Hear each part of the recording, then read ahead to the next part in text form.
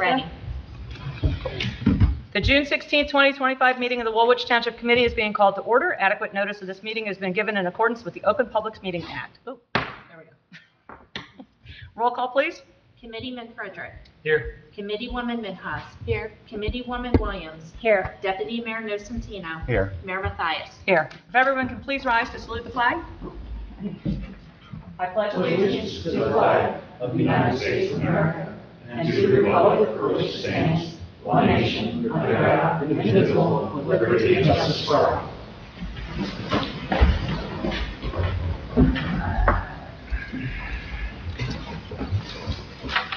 All right, we have now entered our first public portion. The public is reminded to please stand and state their name and address for the record prior to addressing the committee. Can I have a motion to open the floor to the public? Motion to open the floor to the public. Second. I have a motion and a second. All in favor? Aye. The floor is now open for the public. Hi, good evening. My name is Erica Foley. I'd like to thank the mayor, deputy mayor, and committee members for allowing me a few moments to speak on behalf of Swedesboro Woolwich Soccer Association regarding our request for special use consideration for alcohol at our fall kickoff on Friday, September 5th, this coming fall, specifically allowing Swedesboro Brewing Company to participate in the event. I understand that there have been some concerns surrounding alleged alcohol use by parents during the 23-24 season while at home competitions with our organization. We recognize that this is a direct violation under Chapter 56, Article 135-1, Section 23 as prohibited conduct. And I do say alleged, as the team and parents in question have vehemently denied allegations. Nonetheless, our organization has shown itself to take swift action regarding the issue and has done so unlike other organizations within the athletic community of Woolwich. We would prefer not to let one bad apple ruin the bunch. Although the fall kickoff is related to our athletic organization, there will not be any organized competition taking place. We plan to treat the event as a meeting place where our sports community comes together as a whole to celebrate before dedicating the next 15 weeks and weekends on the pitch all over South Jersey. 15 weeks when parents, coaches, and athletes place their social lives on hold for the sake of sport and competition. We plan to have several local businesses, vendors, and food trucks at the event as we did last year. We as a board feel that in addition to Swedesboro Brewing Company should be a welcome addition. Swedesboro Brewing Company shows continued willingness to support our local organizations and should be seen as a positive one. By excluding them from local events, we set the precedent that their money is good enough for us to take, but not good enough for us to support them or include them in the same events they are so quickly and willing to support. They have been present at other surrounding community functions and have shown the ability to maintain control during these events. In February, Swedesboro Woolwich Soccer Association was given the opportunity to host a fundraiser at the brewery, and it was not only successful, but without incident. We have the same intentions for the fall kickoff and plan to make the following accommodations should you graciously grant the requested permissions. We will have a dedicated and contained space for the brewery to operate. No child or adult under the age of 21 is permitted in the said area. No adult will be served more than 2 beverages, and all adults will be properly ID'd and served accordingly. If granted, we can and will show that we can responsibly support a local business who has already made a financial impact on our local organization and the others in the Woolwich community. Thank you for your time and consideration. Thank you, Erica. Before you step down, what's the exact date of the event again? It is Friday, September 5th, Okay. and I believe it's from 6 to 9. 6 to 9. Okay. Thank you. So committee, we're going to talk about this under new business, but while we have Erica here, would anybody like to ask any questions? So is this the first time having alcohol at an event? Yes, ma'am, it would be. Okay. Okay, thank you.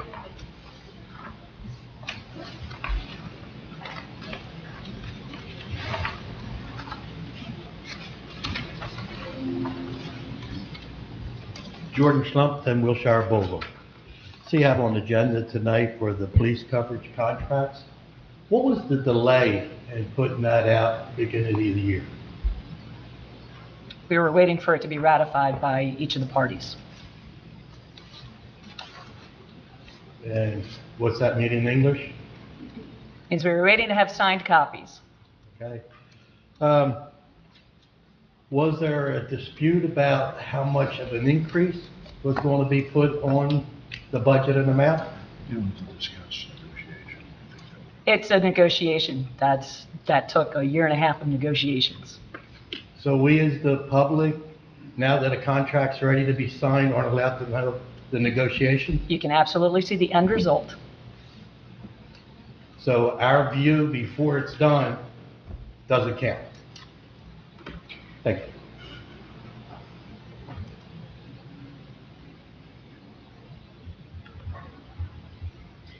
Seeing no one further from the public step forward, motion to close. Motion to close? Do I have a second? Second. All in favor? Aye. Aye. The floor is now closed. Ordinance 2025-11, ordinance of the Township of Woolwich, County of Gloucester, State of New Jersey, creating a new chapter of the code concerning lead-based paint inspections. This is the second reading, public hearing. Can I have a motion to open to the public? Motion to open to the public? Can I have a second? Second. All in favor? Aye. Aye. Are there any questions from the committee regarding this ordinance? Then, any questions from the public? It is now open to the public for ordinance 2025-11. Seeing no one come forward, motion to close. Do I have a second? Motion? I think we already got the motion. We just need a second. Second? All right, we have a motion and a second. All in favor? Aye. Aye. And can I have a motion to adopt ordinance 2025-11? Motion to adopt ordinance 2025-11. And can I have a second? Second. All right, I'll ask again if there's any questions from the committee. Hearing none, roll call, please. Committeeman Frederick. Yes. Committeewoman Minhas. Yes. Committeewoman Williams. Yes. Deputy Mayor Nocentino. Yes. Mayor Mathias. Yes. 2025-12, ordinance of the Township of Woolwich, County of Gloucester, State of New Jersey, adopting an amendment to the Kings Landing redevelopment plan and revised zoning map. This is the first reading introduction, and we're going to be introducing it by title only, but of course we have Ashton here with us to kind of start going over this. So can I have a motion to introduce? Motion to introduce ordinance 2025-12. And can I have a second? Second. I have a motion and a second. Okay. Ashton, would you like to kind of start us off with what we're looking at here? Yep.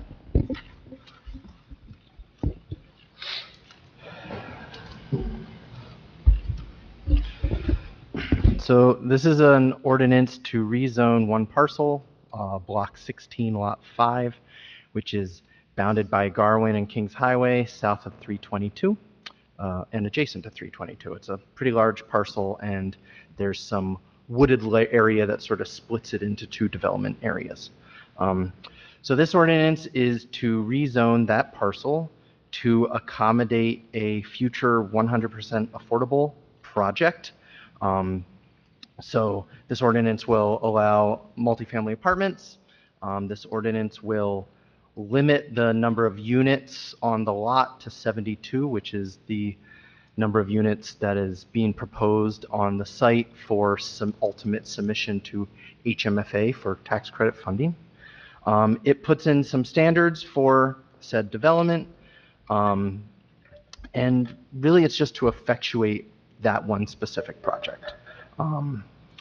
We are in conversations. Obviously, you see the same project appears in the Housing Element and Fair Share Plan, so this is one of the compliance mechanisms that if we need to talk about that later, we can, but this is one of the mechanisms in the Housing and Fair Share Element Plan. Well, I think, could you expand upon that, a compliance mechanism? What exactly are we complying to, and why do we have to do this? Sure. So this is a lie, but I'll say it this way. Every 10 years, the state has a new round of affordable housing. What I mean by a lie, the last round that we just had actually happened for 25 years, but the intent is that every 10 years, a new round comes out. Obviously, things change. So we're currently in what's called the fourth round, and the state came out with guidance on what it thought should be the obligation that Woolwich has to abide by. We had an opportunity to look at that, Ultimately, we decided to stick with the state guidance, which was 241. So what that means is the state says over the next 10 years, Woolwich needs to accommodate, and I'll put in quotes because the 241 is not true units, but we're going to say 241 units. You do get bonus credits, which can reduce that number, but for the conversation, we'll just say 241 units. Then via an allowed mechanism, you can reduce that number by removing parcels that you deem not developable. In the township's case, we reduced that number to 182. And so 182 becomes the new obligation, and now we have to comply with that 182. And we're complying via two projects, the one under this ordinance, and then a rezoning, which is not on the agenda yet at this moment. And so what does comply mean? So you have an obligation to comply with this requirement. If you don't comply with this requirement, and in our case, and in this instance, every municipality has to submit by June 30th a plan to the state. So they didn't give us very much time. It would be better if they gave us more time and we could all actually go through this in a holistic, organized, logical process. But we are here along with every other state in the municipality. So you have to submit by June 30th a plan. If you don't submit a plan, then you're deemed not in compliance with the affordable housing regulations of the state of New Jersey, and you open yourself up to what's called a builder's remedy lawsuit. And a builder's remedy lawsuit means that anyone can come and they actually don't go to you, they just submit their lawsuit to the state, to a judge, and then the judge determines if it's a logical application, if it makes sense. Of course, you as the township are at that table and you're in essence in court together trying to argue all your points, but the judge makes the decision. That's actually how we got to where we are in the case of Woolwich, along King's Landing with the whole Wolfson litigation that dragged on for many years. That was an affordable housing builder's remedy lawsuit. And it gets decided outside of your hands.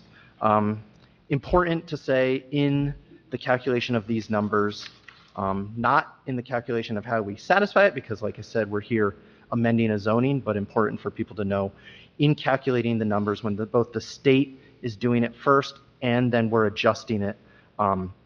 There are various measures that allowed you to exclude property, but zoning is not one of them. I do want to make that important because a lot of times people will say, well, it's woods or it's zoned for, warehouse. How can you put housing? Zoning is excluded from that analysis. Why? That is just what the rules state. And I would say, I can add to that. I would say this is obviously my projection, but I think from the state's perspective as well, municipalities control zoning. They don't want to give a municipality the ability to exclude via zoning. So by removing zoning as part of the equation, the state could say, we think you could accommodate this much development on vacant land, and just because you've chosen to not accommodate it and build something else, we're going to still hold it to you. So that would be my logic on why. That is not stated. That is just my personal opinion. Because a couple of the biggest items that we saw as a discrepancy is conservation. Yes. Purposely conserving land not to build, but to keep trees and keep. Yes. Obviously, there's water bodies that, unless they figure out we want to float objects, Yes. float houses, it's Yeah. not also feasible. Yep. So again, we have conservation zone. If it was actually conserved, deed restricted, it would be removed. Okay. Yep. But they do know the state is the reason why we can't preserve. Yes. So, again, yes. they're- That's a It's just not right. chicken and egg analysis. It's But not yeah, a chicken and egg, it's a chicken and a chicken. chicken and a chicken. All right. Yes. It's unbelievable that, but yes. again, they're calculating us to do more because they're not allowing us to preserve. Sure. So that Yeah. makes no sense whatsoever. I agree, which is why now we're going above the SADC head to go to the, but that's a Just whole, to solve that, hopefully. I know it's outside this ordinance, but. No, but Once yeah, you get started, there are, wait for I said it and 164 I'm there are- willing to go there. There are, I mean, as you full well know, not the only instance where there's a regulation that doesn't necessarily make sense. okay. feel like since we brought it up, this requires some degree of clarification now that we're recording. We are referring to the Transfer of Development Rights Program, which prevents any ability to preserve farmland in Woolwich Township through any other means than that program, which was repealed and failed. The state will not let us out of it for a variety of their own reasons. But we could talk about that for the next 20 years, as we have the previous 20. Very true. Very, very frustrating.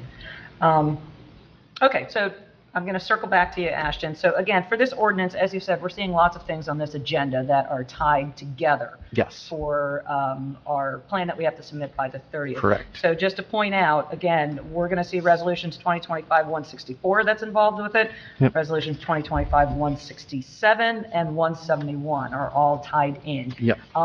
Why are we seeing this all now on this one agenda? Is Well, it just because of the June 30th? Yeah, timeline? so for example, I mentioned there was another rezoning mechanism which you do not see, this MUD zone. One of the reasons you're seeing all of these specifically is that this rezoning is a required step that needs to happen in order to submit an application to HMFA by the September deadline. And so a lot of those other ordinances, and not even ordinances, those other resolutions that you see are all related to the submission of that application to HMFA.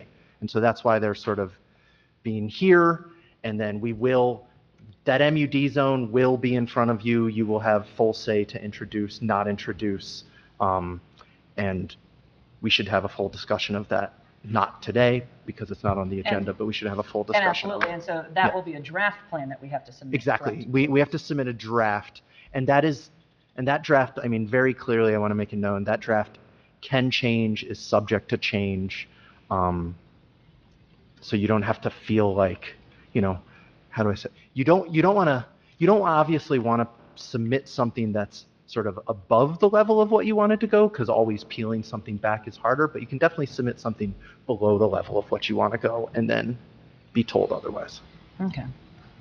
All right, but as you said, all of these steps are to effectuate our compliance with the state Yes. regulations. Yeah. Sort of Okay. two separate separate. One is June 30th, and then the other is beginning of September when that round is due. Okay. And that well, round being the HMFA funding, sorry. We'll get into each of the ones as we go forward, but I wanted to provide the committee an opportunity to ask Ashton any additional questions regarding specifically, let's go specifically this ordinance. Of course. You want to go first? Okay, great. So the first one is, again, obviously we're talking about one large parcel of land. Yep, There is an item in F1 that talks about off-street parking. yes. That property, whether you're talking Kings Highway or Garwin, there is no ability to do off-street parking. So I'm trying to understand how that's even accommodated, how that can be accommodated. So the off-street parking would be associated with the residential, and at least as of now, the concept for that residential is on the southern portion of that property. Interior streets. So when they're saying off-street, it's parking spots. Yes, next it's to parking buildings, spots for buildings, Yeah. for residents. Not on Kings Highway or Garwood. Okay, do we need to be explicitly clear on that? Because that is not clear. I know we're just doing first reading, but I mean, to me, the way I read this, off-street parking, because I only see one, at least with the design, I think it's just one road going through, right? Basically from Garwin, little zigzag to Kings Highway. Yeah. So this would be, so off-street parking as stated here is regarding the residential parking spaces adjacent to the buildings, and they would be required at a ratio of 1.5 spaces per unit. Okay, I guess I would just ask if we can maybe further clarify, because again, there's Garwin, there's literally no shoulder, and Kings Highway, you go 50. So Right, so those would be, I mean, we can, just to be explicitly The clear. definition of off-street parking. Correct. Like, it must be provided off of the street. and yeah, lest so that would be misinterpreted. on-street parking which is not stated because we're not agree. going Yep. down that path, but I yeah. think the committeeman is looking for a belt and suspenders approach. Yep. It's a very, Yeah, highly so I would contested say, area already. so I would say definitely we can look into making changes, and I would also add that in my mind is what I'll call a non-substantive change, Any substantive change would require us to reintroduce That's fine. this again. But I would say that is something we can figure That's out. fine, great. Yep. And then further down in F8, it talks about tree placements. As you know, just being our planner for the last several years, that we are not doing trees between street and sidewalk, but F8 specifically states that street trees shall be placed in a planting strip between curb and sidewalk. So we're purposely not doing that because we have lots of issues with, obviously, sidewalks getting uprooted because trees are growing and messing up all the sidewalks. So the agreement was we would put them on the yards, not in between sidewalk and street. Which is what we just did with King's Meadow, what's the 1,000 units? What's that place called? Behind the middle school. Yep, Kings Meadow. King's Meadow. Yeah. So, I mean, I can definitely say our ordinance does require them between, and then we have been amending that as needed in every application. So should we not just do that here? Yeah, we could change it if we. We've been doing that, I mean, if you go through Weatherby, go through High Hill Estates, I mean, and obviously our ordinance with the 7-foot clearance. Yeah, we can create change a- it. That's fine. I mean, For the road, sidewalks, it's, So I'm not sure we can amend 8 just to accommodate that. I believe so. yeah, we could say planting strip on the other side of the sidewalk. So it's curb, sidewalk, planting strip, or tree, well, rather, is what you're saying, right? Curb, Correct. sidewalk, tree. Yep. Sure. Do we make a motion to amend now, or how would you like to do that? That entirely is dependent on how many more questions you have, I think. The only other one I have, because it's not, obviously there's several documents that we received initially, and then we have them broken up here.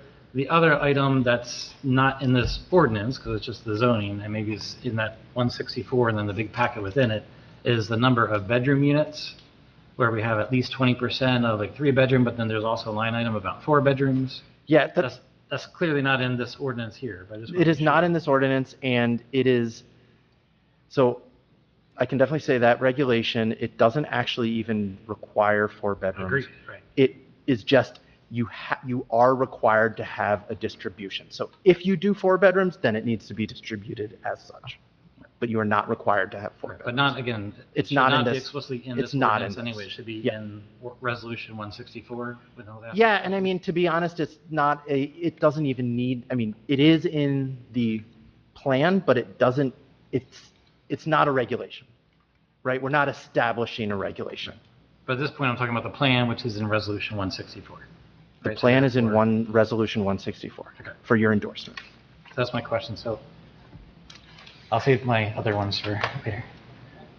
Okay, then, yes, I think you would need to make a motion for an amendment if that's. Yeah, First, just let's- really quick clarification, Yeah. isn't it, Mayor? It is, it really is. Are there any other questions that could potentially lead to amendments? Not that would lead to amendments. Okay. You want to do your questions first? All right. No, we can amend it. Let's do that. Okay. And we're going to call them non-substantive amendments. Right. Okay, so motion to amend ordinance 2025-12, Section F, letter 8, about street trees, that they will not be placed between curb and sidewalk, but they would be placed, do you have a measurement, Ashton? They should probably be 5 feet from the sidewalk. 5 feet from sidewalk.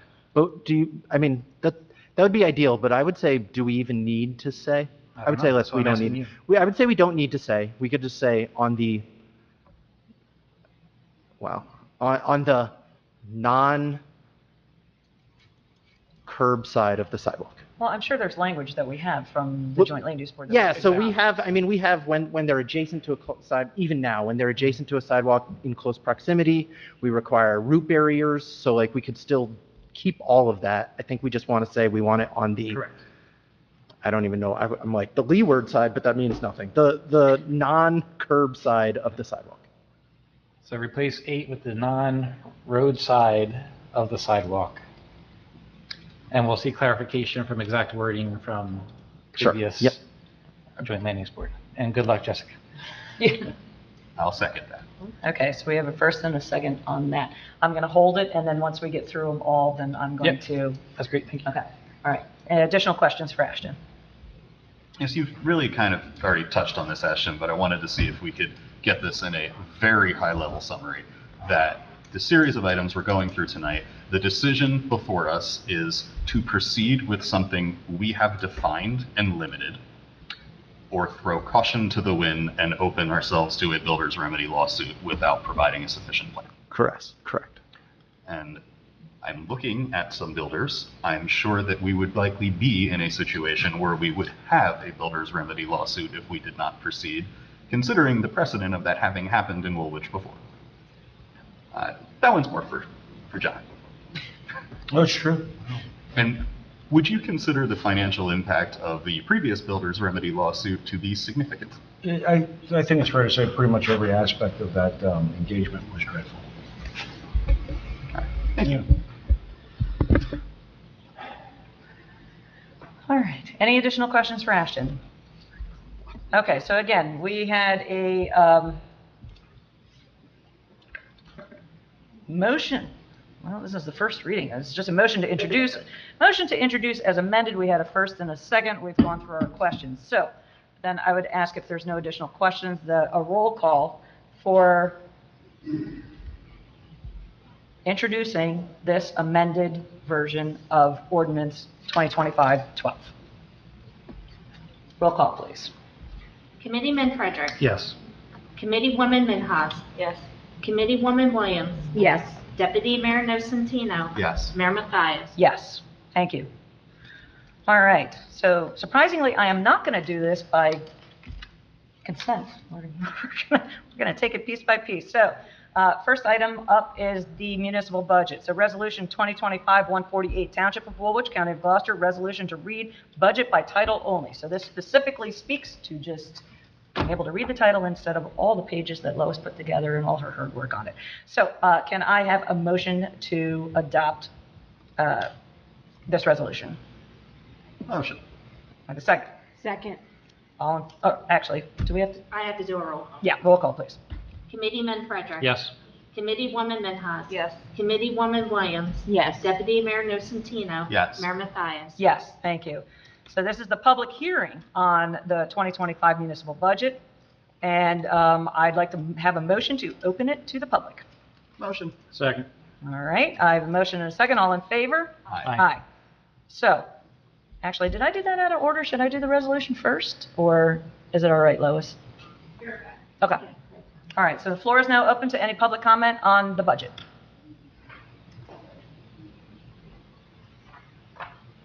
Seeing none, motion to close. Motion to close. I have a second. Second. All in favor? Aye. All right, resolution 2025-149, resolution authorizing self-examination of the budget for the Township of Woolwich, County of Gloucester, State of New Jersey. Again, this just allows us, this is because Lois has been doing such a great job, that we're able to examine it ourselves instead of having an outside entity come in and do it for us. For what is it, 3 years, Lois? I think it's once every 3 years. Once every 3 years, perfect, okay. We meet the criteria for self-examination this year. All right, so can I have a motion to adopt resolution 2025-149? Motion to adopt resolution 2025-149. Second. I have a motion and a second. Any discussion? Roll call, please. Committeeman Frederick. Yes, just please spell my name correctly. There's no E. Okay. Committeewoman Minhas. Yes. Committeewoman Williams. Yes. Deputy Mayor Nocentino. Yes. Mayor Mathias. Yes. And resolution 2025-150, resolution of the Township of Woolwich, County of Gloucester, State of New Jersey, adopting the 2025 municipal budget. Can I have a motion to adopt? Motion to adopt R 2025-150. And I have a second. Second. Motion and a second. Any discussion? First off, thank you, Lois, for your work on this. I think it's a very good budget. And again, I would just like to state for the record that there is no increase to local purpose tax in this budget. We are able to pay off an increase in our debt services. We saw money come in through our sewer connection fees. We saw additional funds come in through our pilots and reserved for the sale from municipal assets. So all of that led to our budget being able to increase without our local purpose tax increasing. So I'm very, very pleased to present this, that it holds it flat. And of course, while I would love to give taxes back, we are able to use every penny to pay down our debt, which in the long run, we save even more money for the residents by doing it that way. So any additional questions? We have our CFO here who can answer any questions about the budget from the committee. Certainly going to make a comment about how taxes are remaining flat, at least within the local control that we have. You've already covered that though, and that has been a multi-year effort to get to this point. So I really appreciate everyone's hard work on that. Yeah, and just one final comment is the $1,721 is not the increase, that is the total amount of your tax bill on an average assessed home of $325. 25. Thank you for pointing that out. So I just wanted to, there was definitely a couple of typos. Yeah, you think? Thank you. All right. No further questions? Roll call, please. Committeeman Frederick. Yes. Committeewoman Minhas. Yes. Committeewoman Williams. Yes. Deputy Mayor Nocentino. Yes. Mayor Mathias. Yes. Thank you, Lois. Resolution 2025-151, resolution shared service agreement between the Township of Woolwich and the Township of South Harrison for the Township of Woolwich to provide police coverage and protection to and for the Township of South Harrison. Can I have a motion to adopt this long-awaited shared service agreement? Motion. I have a second. Second. I have a motion and a second. Okay. So again, for the public, this has been in negotiations for a year and a half. Always negotiations take place usually in private. The public is welcome to see the end results of those negotiations. It is an increase from the previous contract. It is a 5-year term, and we are very, very happy with the results of it, and it was a long time coming. So any further questions? Yeah, so just to clarify, because there was a red line version that went out, and then a version here that's slightly different, at least from what I read. So this one does exactly state that it is a 5-year contract, not evergreen. Correct. The red line version, it could have been... It should have been redlined out. Okay, just want to clarify, because obviously that was an issue that we've had in the Yeah. past. So I did not see it in here, but I just want to make sure I was reading the right version. And the only other question I have is in item number 6 of this contract, it just talks, this just jumped out to me, that we have, the town has the ability to do 10 events for officers up to 8 hours. So that's basically up to 320 hours a year. I don't recall seeing that as part of our analysis. So I just want to make sure that we're okay from a funding standpoint. I mean, that could be a lot of overtime. Well, absolutely, you are correct. But the thing is before there was no regulations on it. So now we actually have parameters in place. And again, South Harrison is usually not going to be the one that is using the majority of this, but we put it in there so that there are parameters and it is going to be budgeted for because, like I said, it wasn't spelled out previously. Yeah, I'm just surprised by the volume of 10 that it just caught me. And it's up to, yeah. I understand. And then same thing with I think the one in Swedesboro, well, wait, same question, but under Swedesboro. Right. Can I ask it now, or do you want me to wait? It's the same topic. Same topic. Yeah. So it basically just in the Swedesboro one, it just talks about we list a bunch of events, or at least general categories like fairs, and then it says, and then 10 services on top of it. Correct. Well, I think, okay, so let's go to page 6.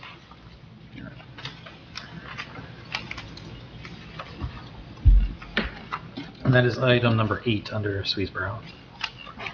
Well, if we're getting into that, well, I guess I can still answer it. I believe the language is the same in both of them. Yeah. Should be the same. Yeah.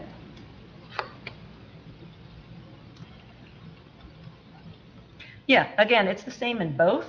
So again, it's just about defining the special events. And this is, again, because there was no definition before, so you tended to have the regular community police and the contest fairs and shows is already included, just as it would be for Woolwich Township.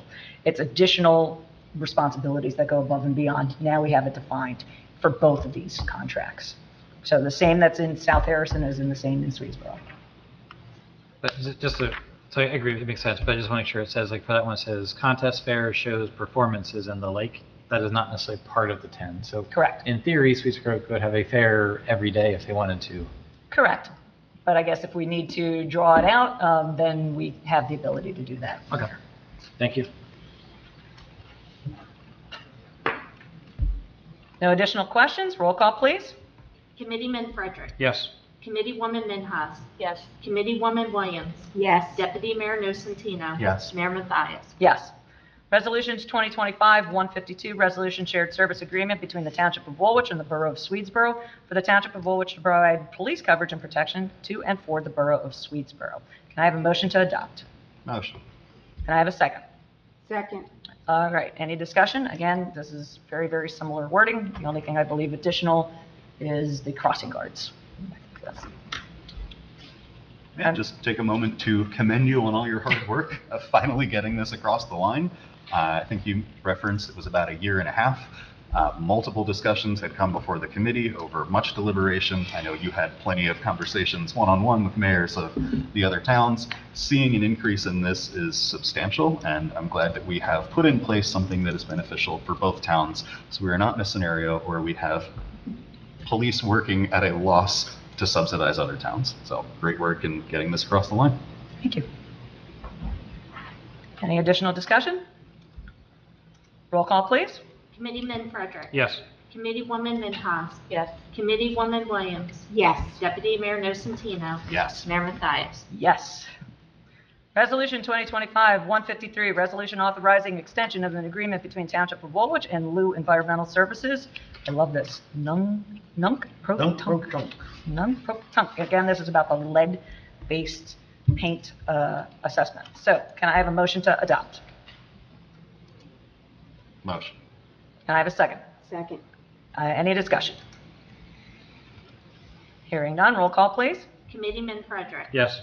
Committeewoman Minhas. Yes. Committeewoman Williams. Yes. Deputy Mayor Nocentino. Yes. Mayor Mathias. Yes.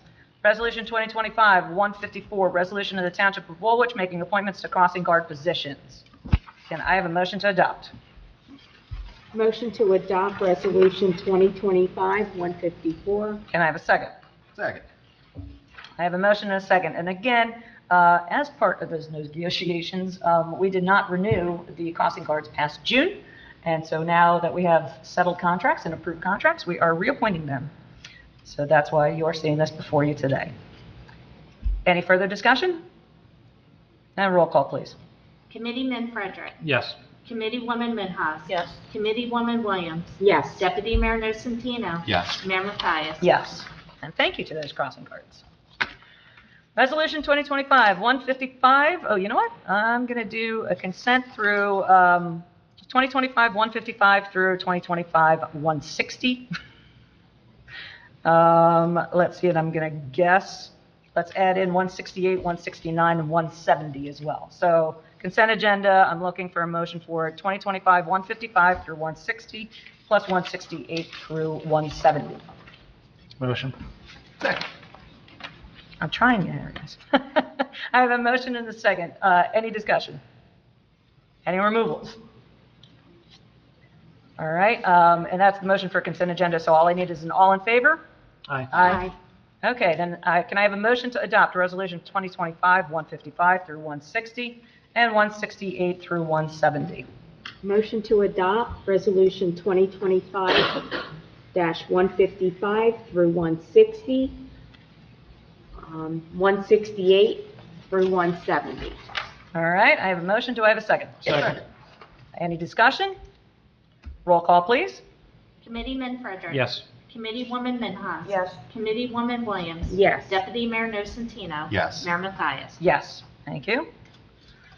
All right, Resolution 2025-161, resolution authorizing the award of a professional services contract to R&V Engineers for advertisement, bidding support, contract administration, and construction observation services for improvements to Back Creek Road, Russell Mill Road, and Oakview Terrace, not to exceed $40,070. Can I have a motion to adopt? Motion. Can I have a second? Second. All right, so, Mark, do you want to speak on this a little bit, why we're seeing this and where it comes from? Sure, yes. So this is the scope of work for putting this project out to bid. So this is the fiscal year 2023 New Jersey Municipal Aid for Back Creek Road and Russell Mill Road, the improvements to those roads. Also lumped into that same bid set was improvements to Oakview Terrace. Previous township engineer did the design for it. They prepared the bid package itself. We are going to advertise it for bid and then perform the construction inspection services for it and construction management. Oh, hang on, we have to take a recess. We are in recess. Please continue. So this is for inspection services, construction management, and construction inspection for that work that is included in that bid package. Okay, thank you for that clarification. Do you happen to know what percentage of the bid this 40,000 is? The award, like the overall award, well, I'll help you out. It's a setup. It's 17%, just in case. Okay. Just in case. All right, questions for Mark? One, I wasn't going to ask that question because I already did the math. Two, just a couple quick questions. On the making sure that when we go out to bid, it will be for Russell Mill and Oakview Terrace together because they're adjoining roads to save costs? Yes, so it'll be the drainage improvements to Back Creek Road, which there is some culvert improvements and guide rails there as well there, Russell Mill and Oakview Terrace. It's all in one bid set. Are abundant in all three? All three Yeah. are in the exact Okay. same because the Back Creek Road and Russell Mill Road improvements were under the DOT grant. Correct. And then Oakview Terrace, because it's adjacent, Yes. lumped into the same set. That won't be reimbursed by DOT, but it's going to be under the same contract or under the same bid set. Yeah. Could I have the, obviously not an emergency, but Oakview Terrace, I'd love to see the final design because there's a couple designs that were being played out there. Okay, yeah, it just was approved by DOT last week, I want to say. So yeah, I can send that. That's all right, that'd be great. And then thirdly, the only other item I have within the actual contract itself is it talks about the 45 days. The 45 calendar day construction timeline. Correct. I mean, obviously, it's been raining every day for, feels like a year around here. So just my concern is it might take more than the 45 days. So I'm not sure if that's common that we put that in. That's just an estimate for what we feel the construction should take. If there are weather delays, then it goes beyond that. But typically weather delays are permitted for things like that. If they can't get the work done because it's been raining for a week straight, then we allow leniency under that. But this contract is specifically for you, right? So it says administration, construction, observation services required in excess of the estimated 45 days is excluded, meaning it would be more funds if it goes past 45 days. I'm good with a time-bound something, but to me, 45 days, knowing what goes on and how slow everything is. Yes, but if there's no construction happening, if it rains for a week straight and there's no construction, we wouldn't be billing because there's no work being done. So Okay. There would be no Depends on charges. how you read the There would be no charges incurred during that delay So period. just on-site visitation, 45 days? Correct. Okay, great, thank you. 45 cumulative days rather than sequential days. Great. And this was... Work days, 45 Yep. work days. Sounds good, thank you. Right. Hearing no further questions, roll call, please. Committeeman Frederick. Yes. Committeewoman Minhas. Yes. Committeewoman Williams. Yes. Deputy Mayor Nocentino. Yes. Mayor Mathias. Yes. Resolution 2025-162, resolution of the Township of Woolwich authorizing the lease of a vehicle via nationally recognized co-op with Sourcewell for enterprise fleet management. Can I have a motion to adopt? Motion to adopt Resolution 2025-162. Can I have a second? Second. I have a motion and a second, and again, this is to replace the fire chief's truck. So I'm sure he's anxiously awaiting us purchasing this. Any discussion? Roll call, please. Committeeman Frederick. Yes. Committeewoman Minhas. Yes. Committeewoman Williams. Yes. Deputy Mayor Nocentino. Yes. Mayor Mathias. Yes.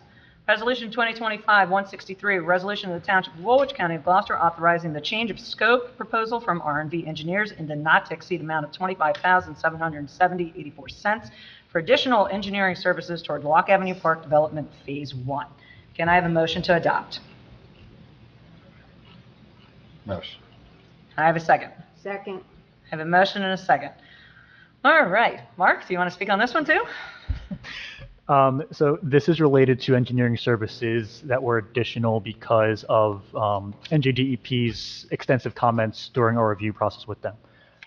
They had comments related to historic preservation, traffic analysis, which were things that either have never been in their purview before, or we had felt we had already fulfilled, but they had additional comments anyway. So it required a lot more work on our end to satisfy those requirements, a lot more back and forth that were unanticipated from before. So this is just essentially kind of tabulating all of those extra services that were performed and putting that in the change of scope. All right, then can you speak how 163 is different than 166, which is the not to exceed amount of 378,840? So 163 is just for the engineering services. 166 is for the construction management and construction inspection. Thank you. Okay. All right, questions for Mark? Hearing none, roll call, please. Committeeman Frederick. Yes. Committeewoman Minhas. Yes. Committeewoman Williams. Yes. Deputy Mayor Nocentino. Yes. Mayor Mathias. Yes. Resolution 2025-164, resolution of the committee, the Township of Woolwich, endorsing the housing element and fair share plan that has been adopted by the Woolwich Joint Land Use Board. Can I have a motion to adopt? Motion to adopt R 2025-164. And do I have a second? Second. I have a motion and a second. Discussion. So, Do you want, yeah, I mean, how do you want to handle this? yeah. Do you guys want me to just describe what's happening, explain it? Okay, yep, Yeah, because to be clear, I don't think the actual details are in the packet. okay. At least I don't see them. Well, I believe they have been circulated to the committee before. So. But then I provided probably 30, 50 questions. I just got a couple of them back, or some of them back last night. So I just want to make sure I'm clear on, Okay. I don't know what Yep. final version is out there.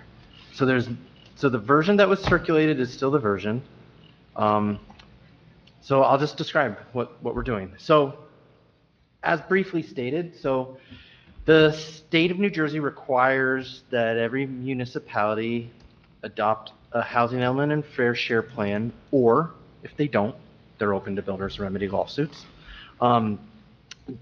What you're endorsing today is the plan that we presented to JLUB that they adopted. This plan indicates, so the first part of the plan,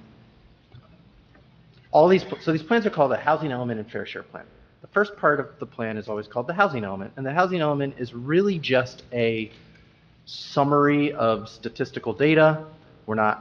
The only real sort of analysis we're looking at is looking at the data and making some, statement that we see from analyzing it. It's not new data. We're just literally reanalyzing existing data and saying, oh, like that's a trend, or that's not a trend, or we can make this statement. So that's the first part, the housing element. We're just going to skip that because unfortunately that's sort of the place in the society where it goes. Most people just skip it because it's just a summary of existing data. The meat and potatoes is the fair share plan.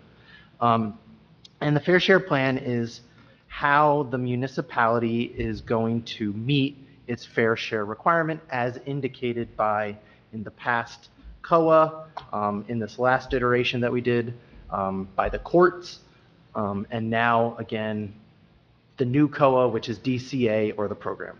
So DCA has indicated that the township's number for the fourth round is 241. And then we should talk about it. The township also has a present need obligation of 16.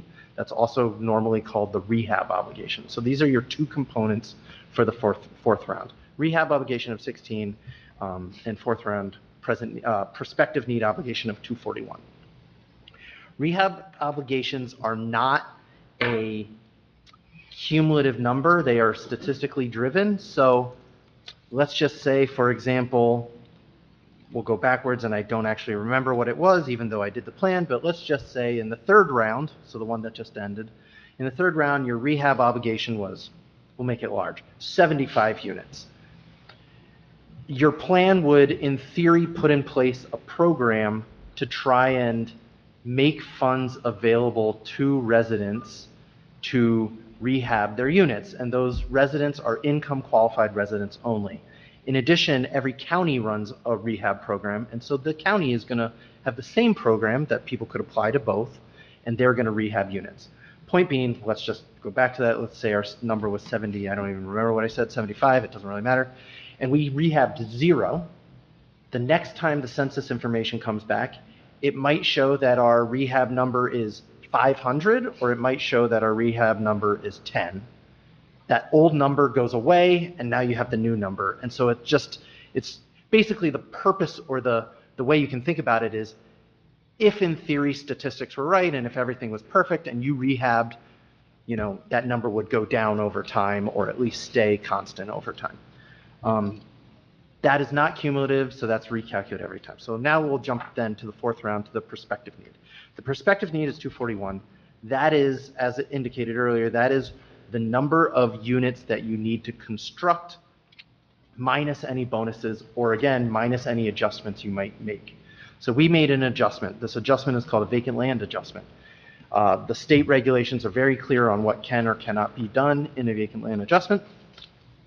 And through that analysis, we adjusted it down to 182.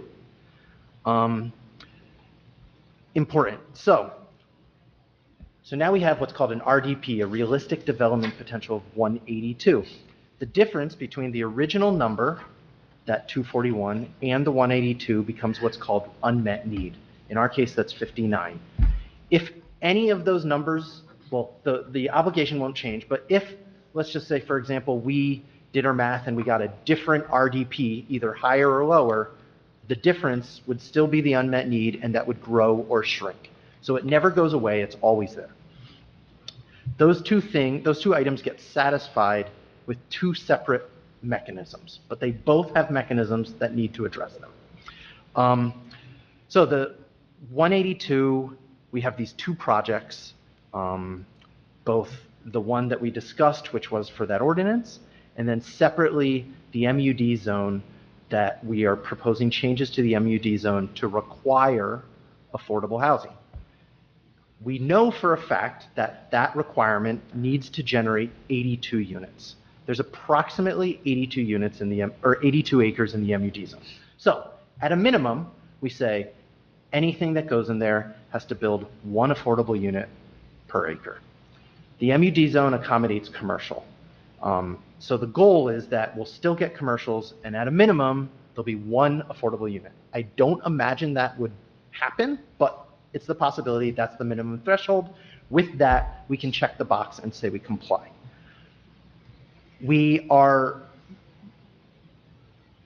Ordinance hasn't been introduced, but we are likely going to allow more than just one unit, because that would be, no one's going to build one unit on top of, someone might build one unit on top of a shopping center, but most likely they're going to want something else. The MUD zone already allows residential via a redevelopment agreement with the governing body, so residential is a permitted use in the MUD. This is where it gets a little bit confusing, but hopefully I'll do my best to explain it. So, minimum threshold, we meet our requirement. By going higher, we could get more affordable, but there's a requirement to address unmet need. The requirement to address unmet need is that 25% of your adjusted number must be met through redevelopment in existing developed areas. And I'm vague because the law is vague and we haven't been challenged, and so we don't know what that means. So, two debates. Is the adjusted number the unmet need, or is the adjusted number the RDP? I can tell you, all the attorneys I work with, we don't know the answer. It's one of those two. But we know that whatever that answer is, 25% of that, you must put in place mechanisms to allow affordable housing on the redevelopment of certain parcels. We've identified the MUD as that same area, so there's the zoning that I'm talking about, but then to address the unmet need, it's anticipated that that will be addressed through the change in the MUD that would allow the other units. So again, if the minimum happens, that unmet need would not be addressed. We don't anticipate that to happen, so we're anticipating that by rezoning the MUD, we're addressing that unmet need with the other development that would happen on the MUD zone. So that's just a parsing of words, but that's important so people understand. So again, we have these two projects. One we've talked about. The MUD zones. One MUD zone is actually directly across Kings Highway from the one that we had the ordinance on earlier. And then I'm going to say the other two, there's actually more MUD zones, and I'll get into that. The other two are basically north and south of 322 by Wawa, adjacent to CVS, and then across the street by Dunkin' Donut. There are some other MUD parcels that are not included in this because they're too small to do anything with, and we don't even want to even make someone think that they could put affordable housing, or I shouldn't even say affordable housing there, period. So there's 3 parcels in essence in the MUD zone that this would affect. So then we get to, so really, that's very high level. I guess I'll open it up to you. If you have questions, I can totally parse this out way more. But again, you're just JLUB adopted it.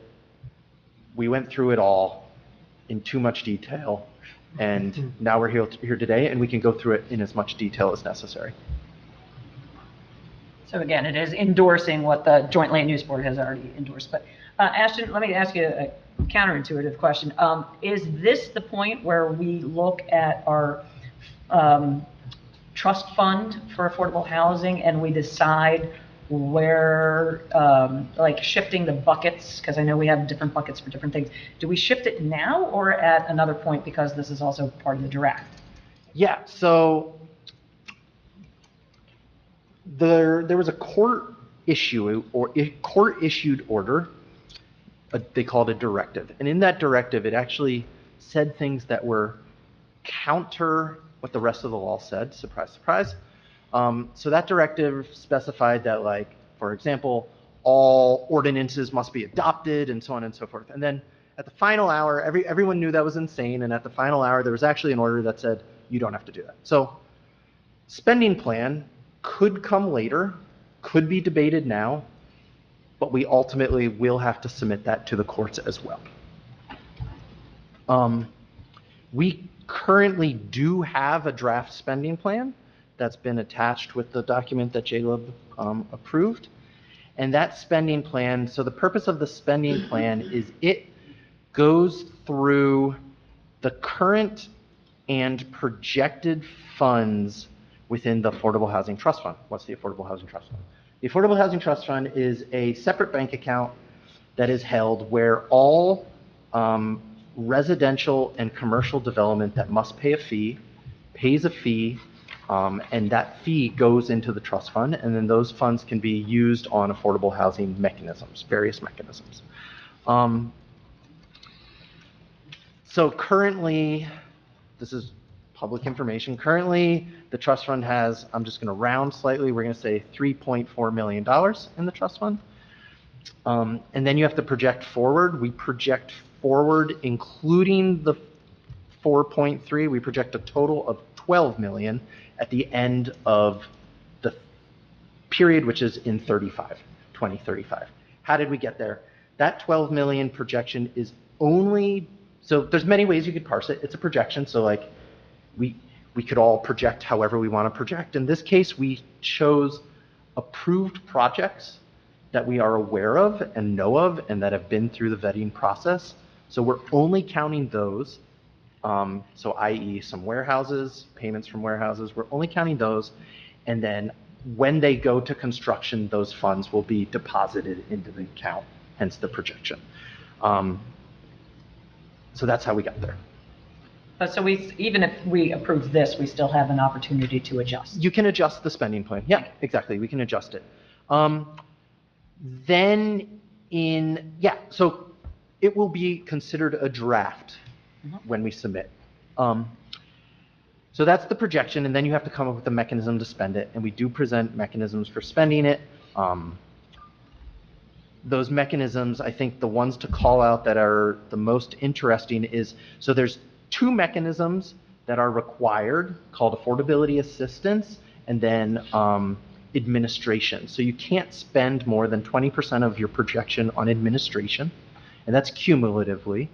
And then you have to spend at least 30% on affordability assistance. And affordability assistance is, it can take many forms, but the two most general standard forms are down payment assistance and then security deposit, some sort of security deposit rental assistance. Those are the two most common ones.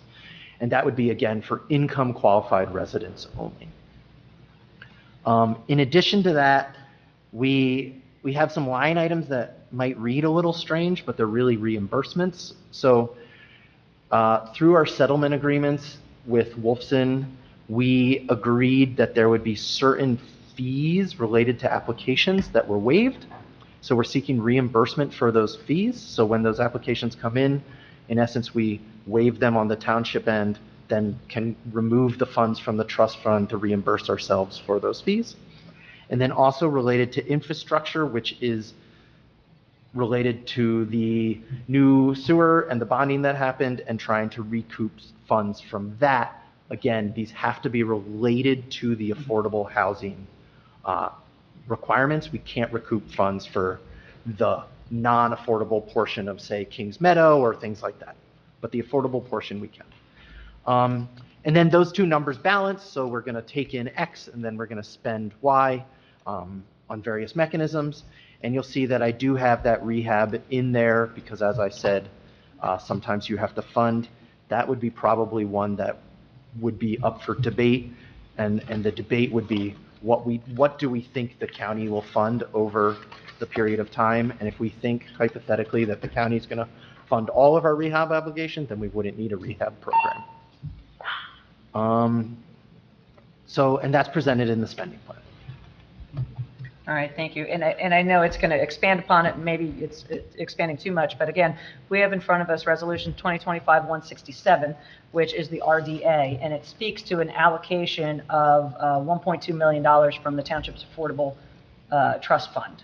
So that's the third bucket. So you have rehab, you have rental assistance, affordability, and then you have actual development. So that 1.2 million is coming directly out of this trust fund that, again, is funded by developers, not the taxpayers. Exactly. It is not a taxpayer payment. And it's generally required, the amount, again, talking about a draft, the amount might change slightly, give or take. But just so people know, with the HMFA funding cycles, the way it works is there's a mathematical calculation that HMA then makes a decision based on how the property ranks.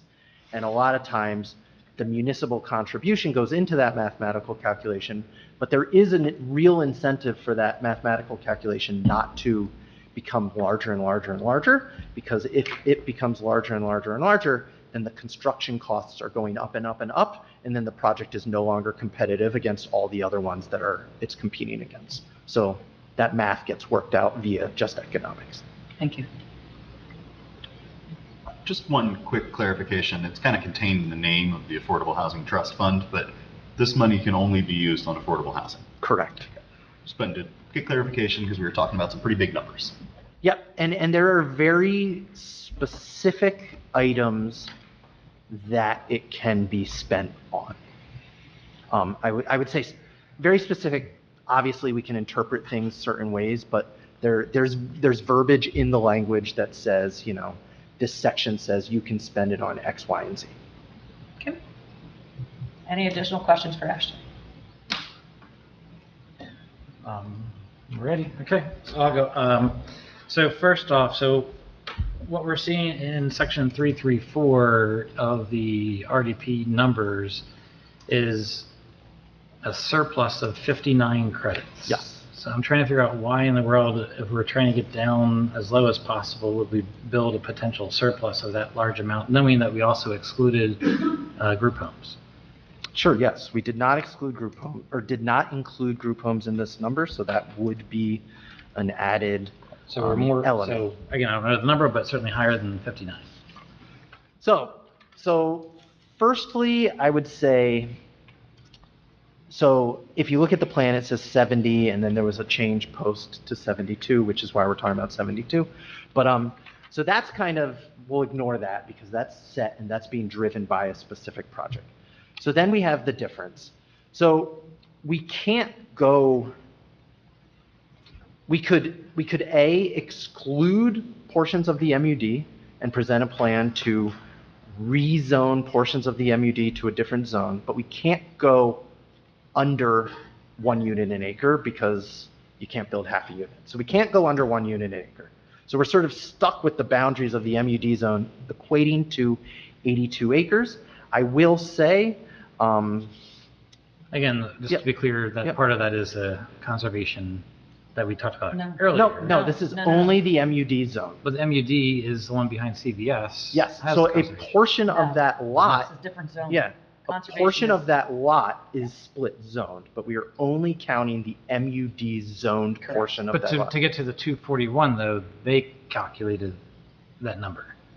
To get to the 241, the conservation is generating, I'll say, affordable housing. Right. Yes, to get to the 241. But we're meeting it in other ways so that we can keep our zoning. So why would you do more? So part of this more is because of bonus credits, not part of. This more is because of bonus credits. You can obviously shuffle things around however you choose to put it in what bucket. So as you can see, the 82 is not generating any bonuses. So we could say the 82, the 16 is a bonus. Why would you want that bonus? There's various reasons. One reason is that if for some reason you put in a plan and then we go to the courts and to the state and someone challenges our plan and says, we actually don't think it's 182, we actually think it's 200. We now don't have a bonus, and we've now put in place a mechanism which would not satisfy our plan, and we would be open to a builder's remedy lawsuit. I'm not saying that should be our That logic can or happen reason. every second of every day, though. Totally, yeah. Yeah. So that's one reason. Another reason is because these rounds are cumulative. So you have a bonus, you put it in your back pocket. The 5th round comes out. Woolwich's obligation is going to be, we'll just make it up, let's just say it's 241 again. And now that 241, assuming, this is where it gets a little confusing, assuming nothing has changed on the ground, and what I mean that, I'll get into that, assuming nothing's changed on the ground, that 241 is all unmet need, and you need to come up with mechanisms to address 241 more units. You could say, these 16 units, we're sending them to that unmet need satisfied, or attempt to satisfy. When I say nothing can change, in calculating your RDP, you can remove for lack of sewer facilities. This is important because Woolwich has places that could in the future have sewer facilities. If sewer facilities get extended to those locations that are generating no RDP, the next time we do this, will generate an RDP, and your number will go from 182 to a higher number. So while that 182, going a vacant land adjustment is a great mechanism, and if every town could do it, they would, because it really can help shrink your number. But if it does grow, then it's a way of sort of getting back to the original intent. So the goal would be to not have it grow ever, and then any municipality would just have this unmet need grow. And I have whole municipalities that I work in where the entire municipality is zoned as an affordable housing overlay, and anything that happens anywhere in the town must provide a 20% set aside. And you don't have to necessarily increase zoning, but that's how you can start to capture unmet need. Also important is unmet need. While we talk about a number, a unit, it's not a 1-to-1 ratio. There's sort of a mythical fudging because it's not that you have to build the unit, you just have to provide for the opportunity. And so it could never be built. But yeah, so that would be another reason on why a surplus is not bad. It's also clear that from a group home perspective, a room or a bed? A bed counts as a bonus credit, just Correct. like 100% affordable. Yes, Right. one bed. So if you have a group home with 4 beds, you get 4 credits. I mean, definitely to add to that, from a lack of a better, from a construction crediting mechanism, it's definitely the way to go always, because, you know, you get a 4-bedroom house that gives you 4 credits, whereas if that were a single-family home, it would give you 1 credit. Right, so we do have a JLUB approved 4 unit, I'm not sure how many units. We actually don't have a JLOB approved relating to the warehouse. Correct. Yeah, we do not know the details, so it has not been approved with JLOB. So thereby, it's not a realistic development potential. Well, it went because- through. Committee, Oh, was it last year? right? It Committee? went through, No, we have not done the ordinance for that yet. we haven't done the ordinance, but it went through JLUB. The warehouse only portion went through JLOB. Correct. Oh, okay. Yes, so we do not know, we cannot say what that will be. We Although know, we have designs for it. we do have designs. We do know at a minimum, it will replace what it's removing. Right. And they are proposing more. We just don't know what that more is. So therefore, it's not real. Well, neither is the mixed use. But that we're So the mixed making use provisions is for. real because the zone will be in place. Yes. But we could create the same zone in that same spot for the projected. Totally, so we will, the intent Right. is. The intent is. The issue is we have to say now what it's going to be. And so we can't tell them if they currently are just replacing their 4 houses, Mhm. but they want the opportunity to do 2 more. We can't include, as my understanding, we can't include saying, okay, there's 6, because that's. Well, we have 3.4 million, so in theory, we could do that. Well, We could totally choose to municipally support specific projects on specific sites. Right. We could do that, yes. But And it was we my would, understanding and we each would of need those to do homes it was by 8 or June 10 30th. bedrooms? Is that? Say that again? It was my understanding that each of those homes was somewhere between 8 and 10 bedrooms? We would need to know what it is. Yeah. But your understanding is the same as mine. I have not seen the final So I'm project. just saying that's potentially 40 units. Yeah, that would be more. Yeah. didn't some of the existing ones count in our previous round? Yes, they So did. then Yeah. only the new Yeah. ones, right? It would So- only be the new ones, but yes. So it's 3 home.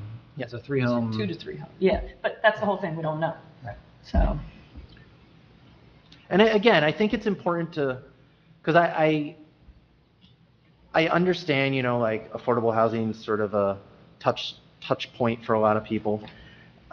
I think it's important to know that there will always be a 5th round, a 6th round, a 7th round. Like this will go on in perpetuity. And so I don't think, I don't know if we can project 10 years from now what's going to happen, nor the calculation. I mean, I think we can definitely say, calculation we don't know, but I think we can very clearly say, because the Supreme Court of New Jersey has made a ruling that is now since 1975 till today, that we must provide affordable housing. It might look different, depending on who's in power or, you know, whatever, but I think it's safe to say that, like, we're stuck with affordable housing, and so personally, I think having a surplus is a positive, and what you then take that surplus in the next round, you potentially do less. So a question had come up at the JLUB meeting similar to this. We use a whole bunch of non-technical words, but as Ashton touched on earlier, it seems to be that the robustness of this plan was really critical to it being something that continues to offer immunity. And should it look like it was not robust or we were merely ticking boxes, the very immunity we're attempting to get could be at risk for the same mechanism. So while there's also a bunch of other future benefits of the surplus, at least my decision-making kind of came down to that, as I want this plan. I don't want to be looking at this plan and poking holes in it. I want to be like, Woolwich, you did a great job. We're not going to bother you anymore. Built-in insulation. Yeah, I mean, so one other thing we should say, because this is also required by the regulations and we do touch on it, the MUD zone includes a property that, so part of the new regulations actually have the municipalities exclude properties, not, how do I say this? Identify properties and exclude reasons for why they shouldn't be in. And specifically what that means is if you're approached, you have to say why something is not being included or is being included. So we had discussions with a developer who owns property on the MUD zone, in one of the properties of MUD, and they presented an option. We are choosing not to go with that option, and we are choosing to rezone the property. That is our sort of that is our attempt to try and recognize their desire and come up with a solution that might work on that property for them. But as of now, like, we are not designing to what they requested. Another question, I know we're at the 11th hour, so it won't necessarily work from this scenario, but I'm going to ask it anyway. So from an MUD, like you said, we have 3 big parcels and a couple other smaller ones. Could we not just do an MUD 1, MUD 2, MUD 3, and then therefore do a calculation so we don't have as big of a surplus? We could, sure. We definitely could. And then it started because we know that we have to change our MUD zone because the zone is kind of non-functional. And the MUD zone itself does not call for the requirement of retail. It could, in fact, be all residential. Is that what you stated at one point? The MUD zone does not require, it does not require commercial, but it does require a developer's agreement with you. So, which would therefore. So in theory, you could say, oh, all residential, we don't want to give you a developer's agreement. Right. Yep. Okay.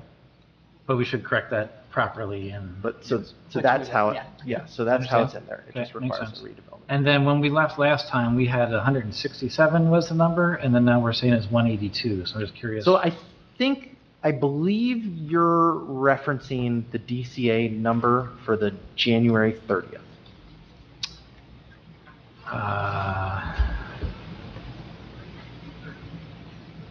It was a spreadsheet you provided. Basically, went through each unit by unit. And we had a map, because the number hasn't changed, but I'd have to look back, but months ago, DCA came out with their obligation, and we did an analysis to say that we think a number might be less, and then we decided to stick with the DCA number, as opposed to the DCA of 241? As opposed to challenging the DCA number. But that I understand. But when is that what the review, 167 is? We went from 241, which was a DCA, to the analysis that you provided a couple weeks ago or a month ago to 167. That was the vacant land adjustment number. I believe that was the DCA number.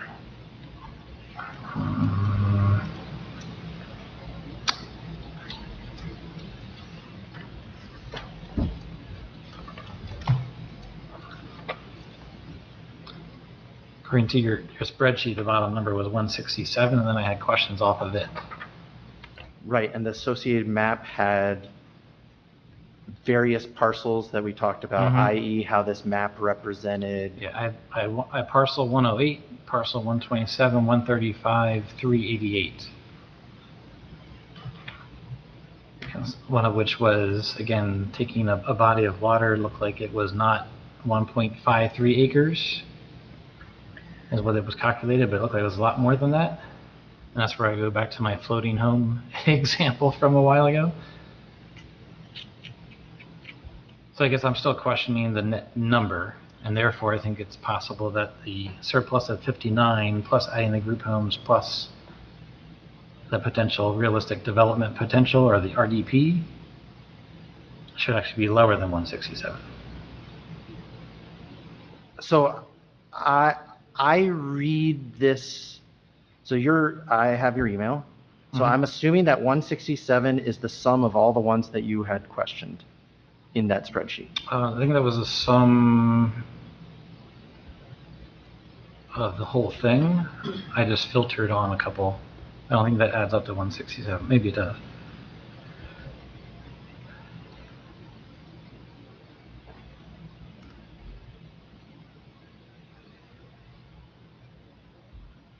It's possible. Yeah, I will definitely say the number has not changed since it was higher. Because obviously it started at 241 and then we got it down and we felt pretty good that this number, it has not gone down to 167 and then up to 184. Yeah. I think that's a filtering. Yeah, I thought we talked about that in prior sessions at a lower number, but okay. And I'm just Last question.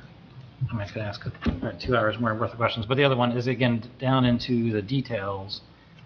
I know we have some requirements, like shall be at least a certain percent, where we have 2 bedrooms shall be at least 30%, shall be at least 20% of 3-bedroom apartments, or Yep. 3-bedroom units, excuse me. Yep. Can we not put a max on it, like 20.1%? So the Yeah, shall be's are definitely as indicated. If you meet those minimums, there's actually a maximum in there. If you meet those thresholds, then anything else can be whatever you want it to be. Could we deny an application if it comes in at 22%? I don't think we can. I don't see a max. Maybe I'm missing it. Is there a maximum? Like, somewhere? you mean like at least 3-bedroom, right? Like, we know the rule basically says at least 20% shall be 3-bedroom units. Mhm. But in theory, it could also be 80%, and it would still meet that requirement. Well, it couldn't be 80% because at least 30% Well, true, have to because be of 2-bedroom bedrooms. apartments. So you do all the math, and there's the 1-bedroom, and so there's then a remainder.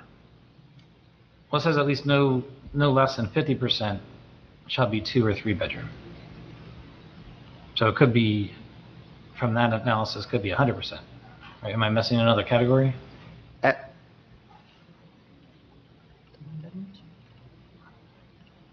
Are you missing another? I guess I'm not understanding. So like at least 30% has to be 2-bedroom. No less than 30% can be 2-bedroom. My concern is, again, from a children. We're a huge Schools? growing town, schools. We already have basically the same time these 72 units would be built. We have 132 being built basically at the same time. Sure. So I would say this. 200 new units impacting. Sure. So I would student say, population. in the 100% affordable project, those are dictated by HMFA and their application. On the MUD side of our equation, we can say whatever we want to say. So we could, so within reason. So there's a cap of 30% of your total number. So of the 182, 30%, not more than 30% can be age restricted and get credit, but it can be age restricted. So again, you want to talk about a surplus? You could, in theory, choose to allow a higher number and lose those units from a crediting standpoint, because that's your choice, right? But so 30% is creditable in terms of affordable housing. Outside of that, the MUD is going to be a inclusionary development, right? So it's going to have both affordable and non-affordable.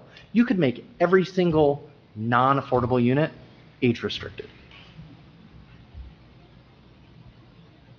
Plus, up to 30% of the affordable units age restricted. So we could totally make that 100%, in essence. And the mechanism for that would be an RDA.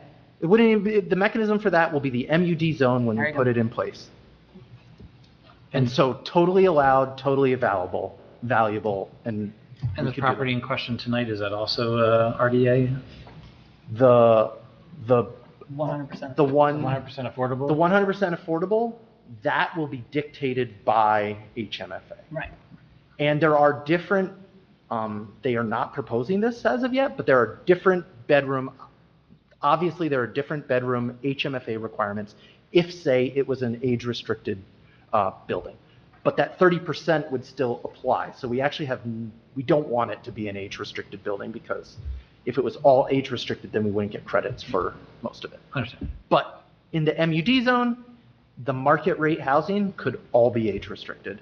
And then up to 30% of the affordable housing could also be age-restricted, which would greatly help your point. Yeah. Okay, so the last question. We could also, if we didn't want to age restrict it, we could reduce it. We could say they're going to be 2-bedroom units. We can say all of that in the zone. Right. I know this won't happen, but let's say, for example, we missed the 6:30 deadline and we have a commitment of 7:31. What happens? Or what would happen, or could happen? Within that, so uncharted territory, within that time frame, definitely come July 1st, you could get a builder's remedy lawsuit because your action is non-compliant. Mm-hmm. What that means exactly in this new realm, we don't know. Got it. Okay, thank you. But there again, if that were to happen, the township gives up its right to object, its rights, basically its rights of, its autonomy over the project. Yeah. If that were to happen. Right, if that were to happen. Yeah. Okay. That lawsuit would be filed directly to the program. Yeah. Okay. But if we can endorse and we can get it in, then we have time to figure out, so just sort of future timing. August 31st, I want to say. Might be August 30th if my dates are wrong. Hopefully those who know, 31 days in August, don't know. But the last day of August is the end for submission of anyone to argue your plan. So you submit your plan, that's the deadline of when we would know if someone's challenging it. And then ultimately, if you have a challenge, this whole process will end in March of 26. And if, once we submit a plan, are we able to modify the plan? You can modify a plan, yes. And how would we do that? You would go through this exact step and you would just modify it and submit it again. Yep. So the housing element and fair share plan is a portion of the master plan. So it's your document, it's your master plan. We can amend the master plan how we see fit. Obviously, someone can agree, disagree with us, but we can change it. And we should then just resubmit it and seek approval. And I want to add, I would, not necessarily Woolwich per se, but I would expect maybe every municipality will be amending these plans. All right, thank you, Ashton. Yeah. Great questions, Clegg. Do you have any more? I do, but I'm sure you do. I'm sure you do. Okay. All right. Well, hearing no further questions at this moment, I have a motion and a second, and roll call, please. Committeeman Frederick. Based off of some of my questions, specifically about the calculation number, that it also excludes group homes, and that we have an MUD that kind of goes over multiple zones that we could modify, I don't know. Committeewoman Minhas. No. Committeewoman Williams. Yes. Deputy Mayor Nocentino. Yes. Mayor Mathias. Yes. Resolution 2025-165, resolution of the Township of Woolwich authorizing the release of a performance surety bond number 8,701.53 and the acceptance of a maintenance bond 800-18-13-12 for 121 High Hill Road, Block 5, Lot 7.03. Can I have a motion to adopt? Motion to adopt. Can I have a second? Second. I have a motion and a second. Any discussion? Roll call, please. Committeeman Frederick. Yes. Committeewoman Minhas. Yes. Committeewoman Williams. Yes. Deputy Mayor Nocentino. Yes. Mayor Mathias. Yes. Resolution 2025-166, resolution of the Township of Woolwich, County of Gloucester, authorizing the change of scope proposal from Remington and Vera Engineers in a not-to-exceed amount of $378,840 for the construction and management services from June 2024 towards Lock Avenue Park Development Phase 1. Can I have a motion to adopt? Motion to adopt. Can I have a second? Second. All right, discussion. So again, as you pointed out earlier, Mark, this is for the construction and management services. We were introduced to this number before the 378,000 and change when we went to bond, but turns out we never approved it. Is that correct, Lois, at that time? Okay, so that's why we're seeing it here. So again, it's not an additional amount. We have seen it before. We just never authorized it. So any further discussions or questions for? Hearing none, roll call, please. Committeeman Frederick. Yes. Committeewoman Minhas. Yes. Committeewoman Williams. Yes. Deputy Mayor Nocentino. Yes. Mayor Mathias. Yes. Resolution 2025-167, resolution authorizing a developers agreement between Township of Woolwich, County of Gloucester, New Jersey, and the Joint Land Use Board of the Township of Woolwich and Park Grove Development, LLC. Can I have a motion to adopt? Motion to adopt. Can I have a second? Second. All right, so for discussion, again, this is part and parcel as far as part of our fair share housing plan. And the RDA is very, very standard language along with the resolution 171. It is, the terms are dictated, they're almost exactly the same as the terms that we had for our last 100% affordable project. So this is all very standard language in order for the developer to meet the HMFA funding guidelines. So any questions regarding that? Hearing none, roll call, please. Committeeman Frederick, Yes. Committeewoman Minhas, Yes. Committeewoman Williams, Yes. Deputy Mayor Nocentino. Yes. Mayor Mathias. Yes. Resolution 2025-171, resolution of the Township Committee of the Township of Woolwich determining that Park Grove Development LLC project provides for and meets the affordable housing needs of the Township of Woolwich. Can I have a motion to adopt? Motion to adopt? Can I have a second? Second. All right, so as far as the discussion of this, again, this is an attachment to the RDA, but because it's an attachment, since it's a resolution of need, we have to have it as its own resolution. So that's why we're seeing it here. So any questions that we can answer on this? Hearing none, roll call, please. Committeeman Frederick, Yes. Committeewoman Minhas. Yes. Committeewoman Williams. Yes. Deputy Mayor Nocentino. Yes. Mayor Mathias. Yes. All right. Thank you for putting up with me through that. I kind of like consent agendas. Well, at least it's not cold in here. Hey, I think most of us brought a jacket, and Cindy wore wool, So it so. looks like y'all sent a message you didn't include me on.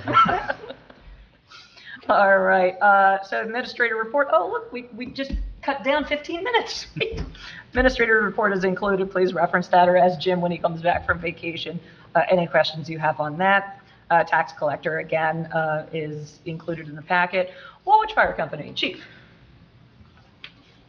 Trying not to draw this out too long. You guys have my report, it's included in your packet. If you guys have any questions, feel free to do that. I feel like you got to say more, you waited all this time.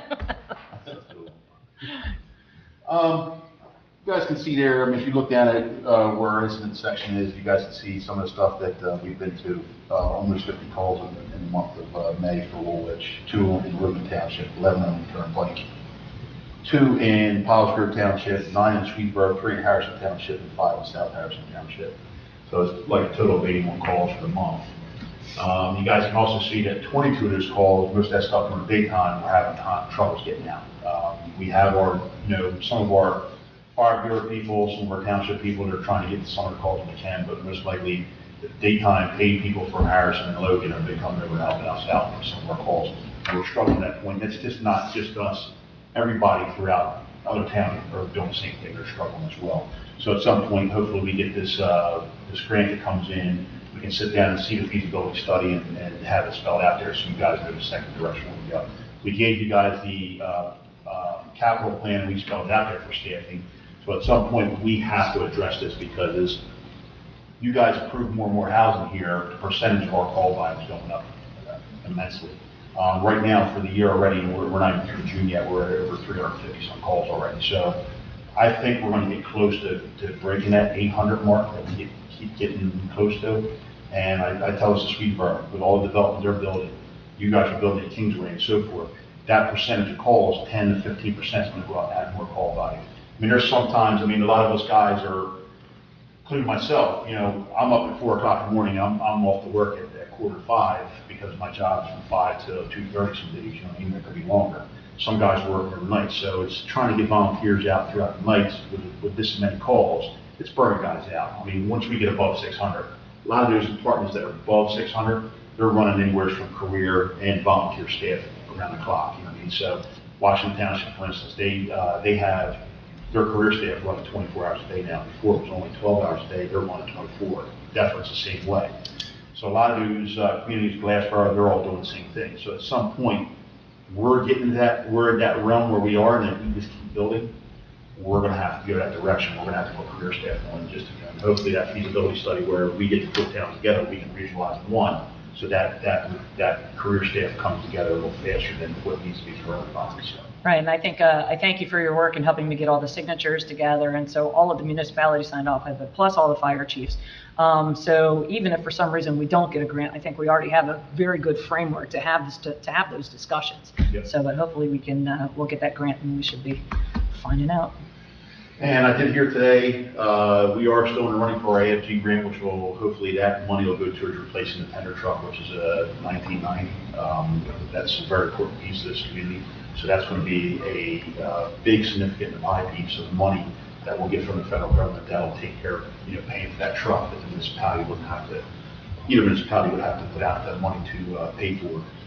So right now, fingers crossed, they're starting to award grants. They've been awarding here since the middle of May, from what I understand. New Jersey's coming up, so they're only doing 4 grants in the state of New Jersey, which is 1 in North Jersey, 1 in Central Jersey, and 2 in the South. Right now, from what I understand, talking to some of the people in the grant writers, they talk to the congressional people and stuff like that. We're still in the running, so hopefully, fingers crossed, here in the next 2 weeks, we'll hear something, and that'll be a major help for us significantly to this community. So. All right, we'll keep our fingers crossed. Yes. Thank you. Any questions for the chief? Thank you. Swedesboro Fire Bureau. I'll be brief. You have my report. You can see the numbers are increasing as nicer weather gets out. The permits are coming up. A lot of food truck events coming in. Code enforcement. A lot of overgrowth, general maintenance of properties and whatnot. People getting out, cleaning up, trying to keep on top of it the best we can. Thank you. Any questions? Questions? Thank you very much. Deputy Chief. I just have a couple of things in addition to report. With the school year coming to an end, I just wanted to acknowledge our school resource officers that did a really, really good job this year with Swedesboro, Woolwich, and Kingsway. I'm glad that we were able to negotiate that and get them up and running again for next year. I also want to acknowledge our crossing guards that did a great job again this year, but especially more and more kids that have more and more responsibility, so that everyone's doing great. Our youth academy is full. All 25 spots have been filled, so we're just waiting for that to begin. Our first mobile inspection checkpoint we had on Glen Echo on the 27th. That went great. We ended up having 28 vehicles inspected that were uninspected, and a bunch of summonses and some arrests came out of that. Then we're going to start doing them once a month, if not twice a month, throughout the 3 towns. We're going to kind of spread it out. We had the No King's Day protest on Saturday, which I'm sure a lot of you saw. Huge turnout, a lot bigger than I thought it was going to be, but it was pretty uneventful. We had really no issues out there, so I was pretty happy for that. But that's pretty much it. Just waiting to switch gears from the school year to the summertime, increasing traffic, and people come through town. All right, thank you. Any questions for Deputy Chief? I'll have one when we get to mine, but we can wait till that. All right, thank you. You can anticipate it. All right, Township Engineer, Mark. Yeah, so you have my full report. I just want to touch on a couple of things within it. The NJDOT Trust Fund grant applications are due by the end of the month. Our office will be submitting 2 applications on behalf of the township. The first is the municipal aid application for Back Creek Road. We talked with Brian in Public Works. He said that was should be our target for the year. So we will be submitting for the entirety of Back Creek Road from Kings Highway up until the municipal border. Not including the Turnpike Bridge, and the little bit that we're going to do within the 2023 municipal aid package. And we'll see what the DOT gives us, and we'll pare it down based off what the grant amount that we get. The second application, we will be doing the Bikeways grant for the connection of the Center Square Road walking trail in front of the salon to that other dead end. So we applied for that last year. Didn't get any money. We'll apply this year, and hopefully, fingers crossed, we get some money there. Are we able to tie in the section that we're not redoing this year from the beginning of the salon to, I think is it Frederick? No, which one's first? So Valley Forge. Valley Forge is east of so Frederick. Yeah. We're redoing between Frederick and Valley Forge on the Center Square walking trail, but the section from Valley Forge towards the salon is still in rough shape. Are we able to include that in the scope for that grant, or is it only new? It would be really great to combine those 2 projects because it would be fairly silly to pay on either end. I would have to double check because I know our initial application for the grant specifically had those limits within it. Okay. So I'd have to confer with the DCA office and see if we would be allowed to. I don't know at this point, but I would have to ask and see if we'd be allowed to do that. Well, if it comes to that, I guess let's see if we can try to tie construction together, or perhaps do that as one project. Yep. We also do only have about $8,000 left under that grant, outside of those limits between Frederick and Valley Forge. So I don't know how far we would get under the grant, and then we have to go a little bit over and 20 feet. yeah. But just as another thing to consider if we're going to go down that path as well. Speaking of that project, I was going to touch on that. So we just got the contract executed. Bring it back to our office. We'll coordinate with the contractor to get the pre-con meeting started and get construction underway for that one. So that should be very soon being started. The 2023 municipal aid grant for Back Creek Road, Russell Mill, Oakview Terrace, that was just approved by NJDOT. And with the resolution tonight authorizing our work, we will get started on advertising that out for bid and moving construction along for that project as well. So that one will soon be getting started as well. And the last one, 196 Colony Place. The contractor installed the approved plan improvements. Our inspector, as well as Andy from the construction code office, went out for an inspection. We had some punch list items, sent that out last Friday to the resident, the homeowner, and the contractor. They're working this week to address those punch list items, and once they are done, we will go back out there to re-inspect, and hopefully everything will be closed out there. But that's where we stand right now. I'm going to circle back to the Center Square Road. So you just mentioned that we have that money left over on the contract. Do you need action from the committee if we do want to use it to cover as much as we can of the next section, or is that outside of the scope of the original grant and therefore we can't use it? That's why I might have to double check with DCA and see if we have leeway there. So I know sometimes with grants, sometimes they're strict with the scope of work, sometimes they're not. So I just have to double check and see what they would allow. All right, let us know, because I have a feeling you'll have approval from the committee to... It's the same path. Right. It's literally just going a little forward. I was going to say, Mayor, to your point, I mean, we're not meeting until the 20th of July or whatever our next date is. Do we want to do a motion pending approval? I think you can get that from what we're saying. Yeah, and I can double check if we need a resolution. We need a motion since it has $1. Yeah. Well, because it's already an allocated grant, correct? Correct. Yeah. That's true. We should be there. Yeah, so I think we should be good. Cool. Okay. I can double check that. Yes, Okay. please do, because again, if we have that grant, we might as well use it if we can. So it's the same path, as you're saying. Okay. And that was all I had for updates. Any questions? Okay. Any questions? Thank you. Thank you. All right, liaison reports. Councilman Frederick. Okay, most of it's in your packet, so you can read as you please. Just a quick update on the tournament, the pickleball tournament. We had a net profit of about $3,700. Great success. It was supposed to be Saturday, Sunday, but because of surprise, the weather, we pushed it out. So it was Sunday, Monday, Tuesday. Everyone had a great time, good turnout, just people cheering people on, and a lot of fun. Other than that, there's also some good feedback from, we're doing leagues kind of throughout the summer. Where people can just basically come and play, and there's a small fee that kind of gives a prize for after that. And then we're also doing some lessons, registration seems to be going pretty well. Did you take the committee's suggestion back about the sign to Spirit? I did not take it to Spirit. I took it to the director of whatever we call Doug, Okay. And he's going to take it back. Okay. I have not heard since. Okay. All right, thank you. Any questions for Committeeman Frederick?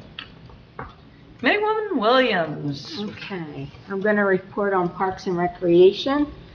Family Fun Day resulted in a loss of $2,775, which is actually a plus because usually we lose more than that. So we're going in the right direction. We had a great day. Our activity for June, the senior craft, was canceled because of lack of sign-ups. Our county movie night was canceled because it is in conflict with the high school graduation. As an upcoming event, we have the New Jersey DEP Fish and Wildlife is hosting a fishing workshop on June 25th from 1 to 4 p.m. at Lake Narratican.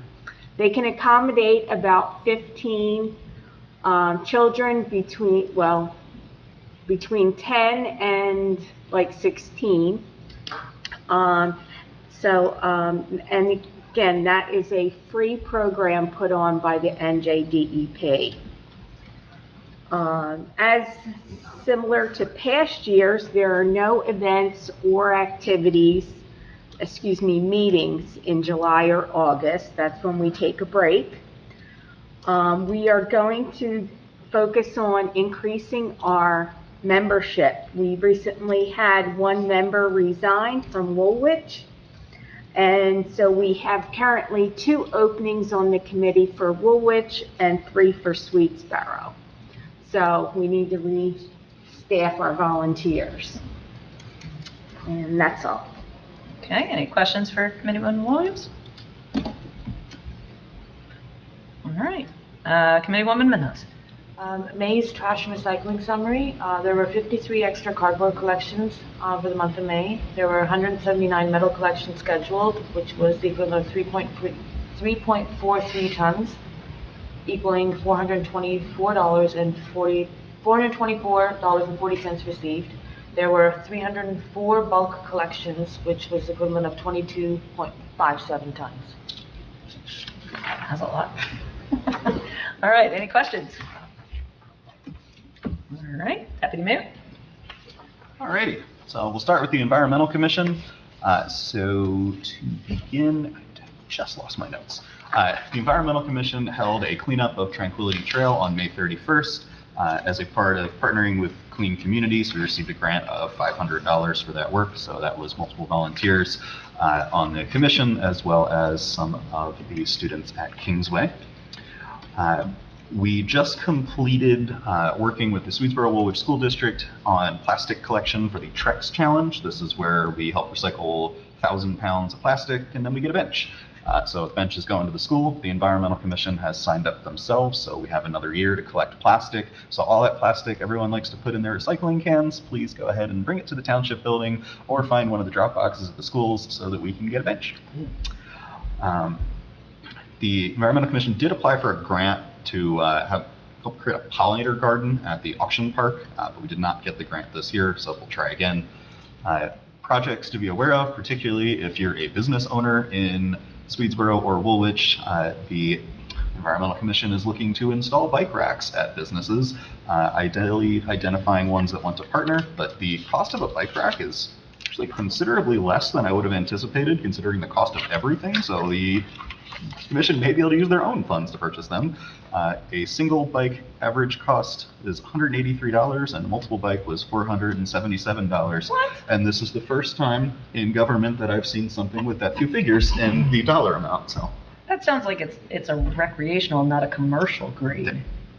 Trust me, they have investigated heavily on the bike racks that they're looking to install. So I'm sure the installation cost will be through the roof.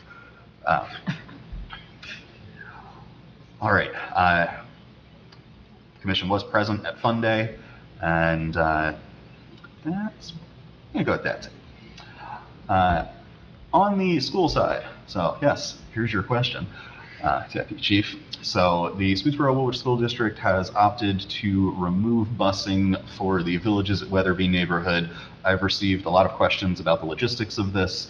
I am not aware of what they are at this point, but I have seen emails going back and forth between the police department and the school district talking about mapping out walking paths and what type of crossing guards might need to be required. Can you just give us a little insight into what that looks like? I'm guessing you weren't around when this was established for the other schools, but if you were, or yeah, I some have. Insight. So I just found out about it at the same time you were emailed, so this is all new to me. I actually contacted the state, and the same officer came down and audited us in our crossing guard program. We reached out to him and said, hey, is there any guidance from the state that gives a requirement for locations or anything where a crossing guard needs to be? And his answer was no.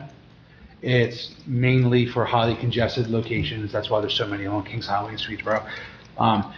I don't know who's responsible for designating the actual walking paths, the actual route for the kids to go. I'm assuming that's a school thing. I'm assuming all of this is actually a school thing. It's just that we would help supplement, our crossing guards if necessary. But it's going to come down to who's actually going to be walking there. I would assume most of these kids are going to be getting taken by their parents. That's a far walk, especially if you're in Pepper Farms or you're in the Oaks or even by you. I mean, it's still a pretty substantial walk. And for their age group, I'm not really sure. But we're going to have to look at it. We're going to have to look at the intersections, the circles, and just see if it's something that's going to require a crossing guard or not. I really don't know until we really get out there and start looking at it. All right. I feel like this perhaps merits a meeting with the superintendent or. Do you want to provide a little bit more detail of how this came about, maybe, or should I? I mean, I don't think I have additional detail other than the creation of a path. Well, that's it. Well, as this was a matter not decided by the Woolwich Township Committee, I do not think that I have additional information to provide on that matter. If anyone's watching the recording, I would suggest you direct your questions to the Swedesboro-Woolwich School Board, because I would like answers to some of the questions I've received of who establishes an actual designated route, because there is a lot of construction back there, and there does seem to be legitimate risk with all of the active construction. I don't know what the timeline on that is and when it'll be wrapped up, but it would certainly be helpful for people to be directed through parts that are not under construction. So I'll be in touch. Yeah, absolutely. I agree with you. I think our responsibility is to make sure that there are safe paths to school, but this is a school board decision to remove the busing, so not something that we have any authority over, but we can make sure that it's a safe way to get there. So, thank you. Do you have a question? Yeah. No, I guess my concern is if there's going to be a path, if not a lot of kids walk, how is that safe? I wouldn't want one child walking. So I have safety concerns. You have reminded me of the last thing I wanted to mention. On July 16th from 5:30 to 6:30, I believe at the school, it would make no sense to have that elsewhere, there is a meet and greet for parents to ask questions about the logistics of all of this. So I would strongly encourage anyone to attend. I am unfortunately unable to attend, so here's my ask of the committee. If someone could go on my behalf, I would really appreciate that. 7:16. Yes. So, and again, it's important to note, Committeewoman Williams, that all the other schools are walkers. If there are sidewalks, that's the definition is sidewalks. So by state law, so the Hill School, Stratton, they're already walkers. So but it's a change. That's what this is going to be, because we have a new element that's been added. So it's making sure that everything is going to be safe. But and the age group. So even again, the Stratton School, I believe, or Clifford is walkers for those within a certain distance. Correct? Clifford is not. Clifford is not, okay. So some parents elect to walk their children there, but they're usually all dropped off or bused. Okay. Well, so yeah, we'll see how this goes, and we will keep eyes on it and keep vigilant. Any additional questions for the Deputy Mayor? All right. For myself, under the Joint Land Use Board, of course, our last meeting, we were very concerned with learning all we possibly could about our Fair Share Housing Plan, and that's pretty much it from the Joint Land Use Board. Under courts, we had our new administrator started this past week, and so she's been getting settled in. East Greenwich will continue to handle the files through the end of the month because we're paying them through the end of the month. And also to allow our administrator some time to get familiar with the system. But she has been welcomed by everybody, and so I'm very grateful to that, for the community for that, and we wish her the best at her new position. So that is it for my report. Under old business, just a reminder, if any of the committee members would like to submit articles for the newsletter, you have a month to do so. That goes for you too, in case you would like to submit anything. All submissions, we need them, send them to Jim Watson by the end of next month. So that's for the newsletter. Under new business, of course, we had a presentation in the public session from Swedesboro-Woolwich Soccer Association. So again, they want to hold an event at Lock Avenue Park. That is their kickoff on September 5th from 6 to 9. And they would like the committee's blessing to lift our current zoning to allow, or not zoning code, to allow for this event in particular, and allow for the Swedesboro Brewery to apply for alcohol and beverage control, right? Is that, yeah, so ABC? Through state. Yeah, it's through the state. So it's, and they have to meet all the state regulations if we decide to allow it. So you heard the presentation. What does the committee think? I'm curious what the police think. I just recently, the past year or so, started doing the background and approvals for the licensing, and Swedesboro Brewery has done quite a few, and we've never had any issues. They're very thorough with the application process, and I personally don't have a reason to deny or say it's a bad idea. I mean, it's, as long as it's controlled in the manner that she spoke about, I think that's fine. And same thing, they have to have like fencing and a Sure. perimeter, and they're responsible for all that. They're responsible for all of it. If they have to have a designated area, they have to have someone checking IDs. A lot of times there's wristbands, stuff like that. And there's a bunch of other criteria, but generally for the other things they've done a great job. We've had no issues whatsoever. Okay. And the onus is on the vendor, not the soccer Correct. association. Correct. And we've had other events at the park similar to that as well, or more on the High Hill side, I guess, than Lock, but same park essentially. Yep. Yeah, we've definitely had township sponsored events, but if the organization's not really relevant and it's on the vendor themselves, The vendor has to expose. Yeah, I don't see how it not being a township event makes it any different. Okay. So committee seems to be okay with it? All right. Okay, anything additional for new business? Do you want to tell Jim about the air conditioning? I thought it was all fixed. It seems to be working. Oh, yeah. It's working really well. It's certainly It's on. working great. I think we'll hold all bills for the control system, Lois. Are you all right with that? So they come back and fix it. All right, we have now entered the second public portion of our meeting. The public is reminded to please stand and state their name and address for the record prior to addressing the committee. Can I have a motion to open the floor to the public? Motion. Can I have a second? Second. I got 2 seconds. All in favor? Aye. The floor is now open for public comment.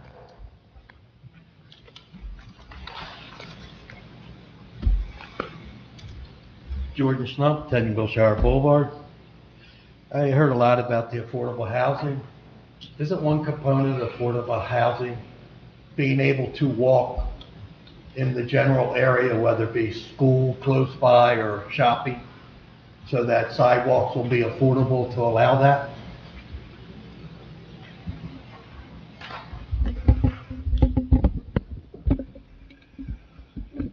Two-part. I guess when we're talking 100% affordable project, they are required to meet certain locational requirements. I don't actually make the submission, so I can't get into the full details of that, but you have to score based on a point system, access to various facilities. So I would assume that's one of them.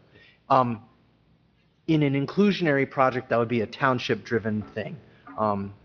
So I can definitely say in this project, we would want sidewalks along Kings Highway. Yeah. So my question is, when the state did all the work with the traffic light at 322 and Kings Highway, they put in all the sidewalks. So are we to believe that any kids of high school age will walk from that to school?